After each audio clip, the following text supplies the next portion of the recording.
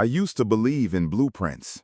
Straight lines, solid foundations, a clear vision for the future. Every detail accounted for.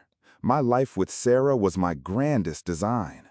Our home, a testament to my craft. A sanctuary built not just with bricks and mortar, but with shared dreams, whispered promises, the soft glow of a perfect future. I am Mark, an architect, meticulous, quiet, a man who saw the world in structure and order. Sarah, she was the vibrant color in my monochrome world, the laughter that filled the silence, the vivacious spirit I thought was forever intertwined with mine. She was my masterpiece's most exquisite detail. Then, the earthquake. Not a tremor, but a seismic shock that tore through everything. It started subtly, a feeling, a chill in the air of our meticulously heated home. Late nights, vague excuses, a flicker of something in her eyes when she looked at her phone. My methodical mind, trained to observe, to notice the minute discrepancies, began to piece together the fragments. A new extravagant watch she hadn't mentioned. A sudden, inexplicable urgency to finalize our joint investments, to liquidate certain assets. My gut screamed. My heart, still blindly trusting, tried to silence it. The day I found out, it wasn't a confrontation. It was a cold, brutal discovery, made in the sterile glow of a computer screen. Our shared bank accounts systematically drained. Not for a family emergency, not for a secret surprise. For him. For them, for a lavish, secret life she was building with another man, a man whose face, when I finally saw it in a photograph she'd carelessly left open on her tablet, was an insult to my very existence. He was everything I wasn't, loud, flamboyant, superficial. And he was living off the years of my painstaking work, our collective future, my stolen dreams. She didn't just cheat on me. She stole our entire tomorrow, liquidated it, and presented it to another man as a gift. The betrayal wasn't just a wound. It was an amputation. My world collapsed into dust, every foundation I had built for myself crumbling around me.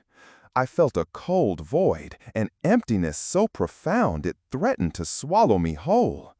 For days, I existed in a fog, a silent scream trapped within my chest. But then, a flicker, a spark in the darkness, not of despair, but of a terrifying, pristine clarity. My quiet nature, my meticulous mind, they coalesced not into vengeance, but into an architectural plan for justice. This wouldn't be a messy explosion. It would be a slow, deliberate deconstruction, piece by agonizing piece. She craved the spotlight, the validation of public adoration, the illusion of a perfect life.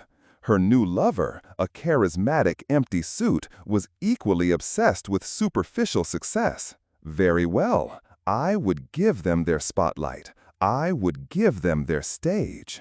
I would help them build their empire. But it would be an empire built on sand, designed by me to crumble. The first step was the hardest, pretending.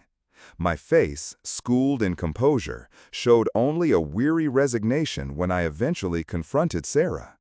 Not about the money, not about him, just about the undeniable end of us. I played the part of the broken, understanding husband, the man too decent to fight, too wounded to retaliate. It sickened me, every word a lie, every glance a carefully constructed performance. But it was necessary. I needed to fade into the background, to become a ghost in her past, a harmless, forgotten memory. Then the approach. They were struggling, of course. Their vision for a grand online lifestyle brand, built on aspiration and a carefully curated aesthetic, was stagnating. They had the ambition, the superficial charm, but not the discipline, the foresight, or the capital. My capital, as it happened. I found a way to subtly hear about their struggles, and then, after enough time had passed to make it seem like a purely business decision, I offered a solution. Not a handout, never that. An investment, a partnership, An opportunity for me, the quiet, successful architect, to diversify, to invest in a promising new venture. I posed it as a chance to move past our shared pain, to support her new path, to be amicable. The lie tasted like ash, but my voice remained calm, convincing. They swallowed it whole, their greed eclipsing any suspicion. They saw me as a means to an end, a quiet benefactor. They had no idea I was laying the foundation for their downfall.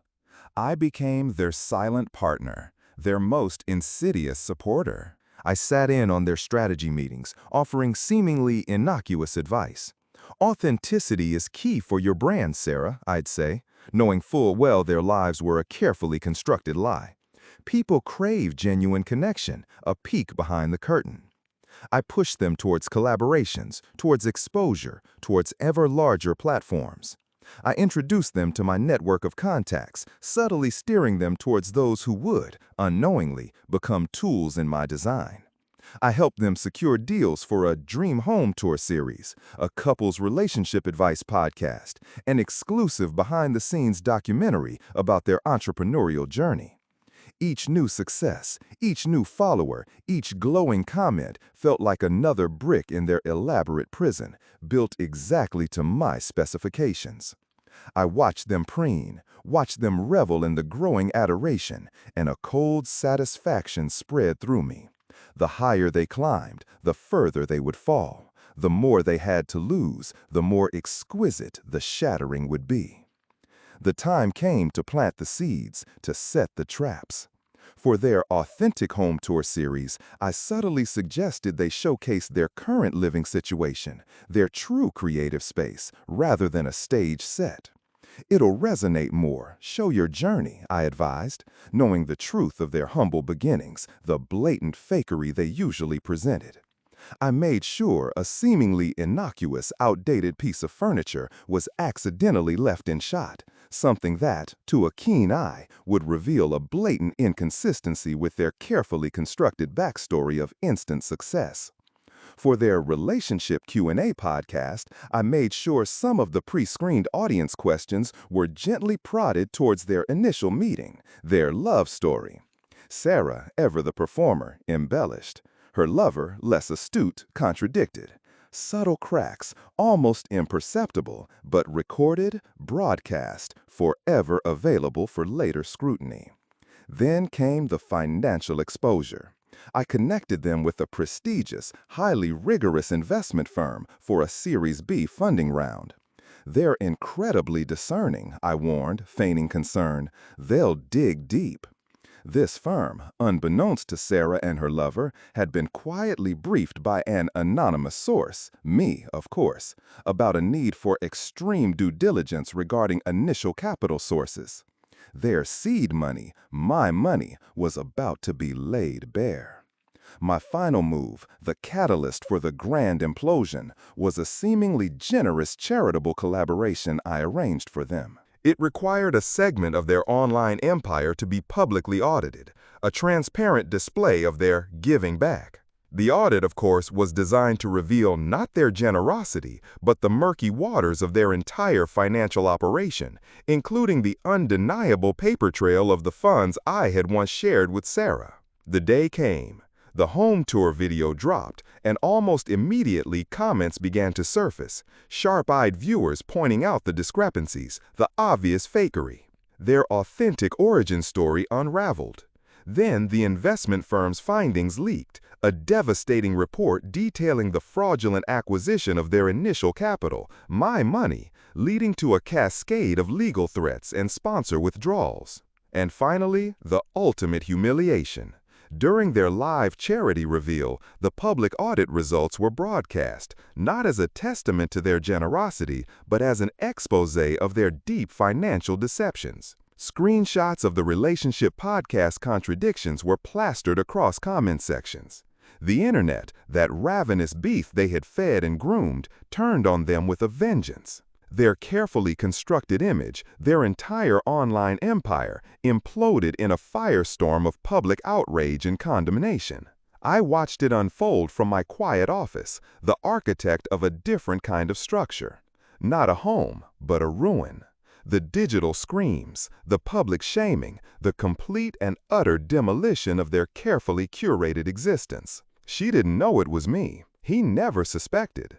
They crumbled under the weight of their own lies, amplified by the very platforms I helped them build. My hands, which once crafted blueprints for life, had meticulously engineered their downfall.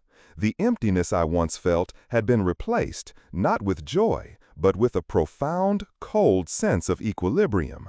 The world, my world, was no longer off balance. The scales had tipped, slowly, methodically, and precisely. Sarah, the woman who shattered my masterpiece, was now trapped in the ruins of her own, a monument to the unseen hand that had guided every single destructive tremor. I was Mark, and my design was complete.